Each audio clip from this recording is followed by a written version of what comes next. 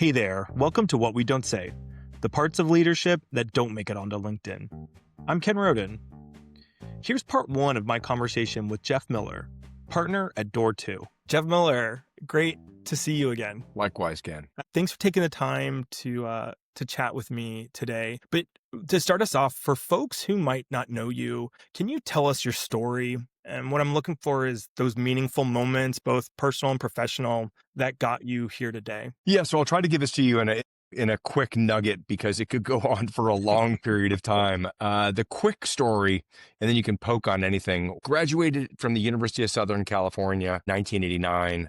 I worked for multiple little small companies that all failed. Sold my car, bought a one-way ticket to Japan, where I taught English for a year. Fell in love with teaching for contracts. And so I guess another critical inflection point was I knowingly violated my contract as a university professor when I was hired for a corporate job where I was hired at a director level at a company called the Coffee Bean and Tea Leaf. And it was my first corporate job. I had no idea what level a director in the business to. So that is the quick journey of about 40 years of my life. Yeah. Okay. So I live on the East Coast, but Coffee Bean has the best ice cubes I've ever experienced. I don't know if you have a strong liking to them, but I miss those ice cubes. It was a thing. I will say that and the ice blendeds were a thing, although no disrespect to Coffee Bean. I still love Coffee Bean and have friends that work there.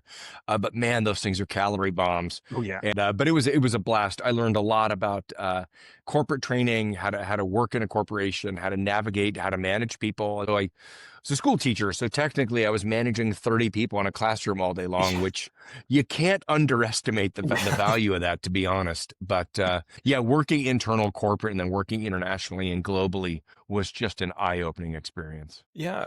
What are the threads that you see kind of connecting your journey that maybe isn't obvious to somebody looking from the outside? Yeah, it's a good question. I think that the easiest and most direct way I can answer that is that the clear thread was learning, education, development, growth. The piece that people keep pointing out, though, is that most people say, you did your career backwards. Most people don't start in education. So I taught at a school in Los Angeles that was, at least what they told me, I tended to believe it, was considered to be the most dangerous school in Los Angeles when I was working there. Most gang violence, most gang deaths. And so I think that the thread would be learning. But the big aha is that I really didn't get my first corporate job until I was probably 35, 40. Yeah.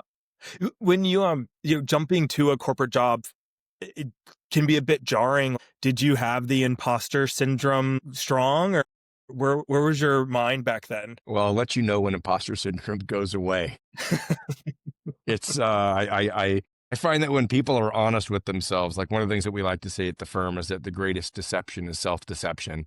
Yeah. So yes, every day in one way or another, we deal with imposter syndrome. But I think that first moment when I realized, and it was interesting, is that I didn't realize that a director was kind of a senior role in a company, was when I walked into one of the stores and somebody said, are you the new director of training? And I, of course, was like, yeah, hey, how you doing, bro? Looking to high five people. And like, they all snapped to attention. And I was thinking, oh, this is a different role. And so it shifted my mindset. And then the other piece that was a bit of a wake up moment, if you will, was the team never revolted against me, but the team realized pretty quick, like, I'm not your traditional people manager. And I think I carried that through in all of my leadership positions I've had.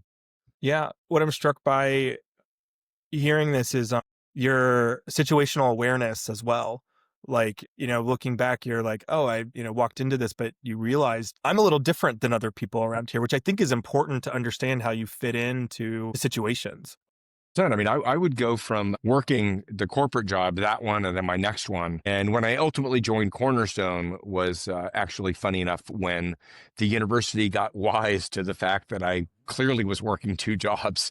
And so I was able to retire. I was not fired. But I think that the situational awareness piece, the piece that got me so profoundly, was that I was going from this corporate job to then teaching graduate school from 4 o'clock until 10 o'clock, 3 nights a week. And so it was really code switching from having to move and build the order cards and how to teach people how to make drinks and how to onboard people and how to deliver and teach customer service. And we built all these different programs to then going and teach people how to prepare to go teach kids. So the thing that I did learn, which was cool, is that so much of what we were teaching people about teaching adolescents, teaching younger than adolescents, and teaching adults is that while adult learning theory is absolutely accurate and spot on, that the reality is that managing a large team of 30 and managing 30 school children in class, the similarities are so profound, it is shocking. There's more to this conversation, and we'll continue it next week.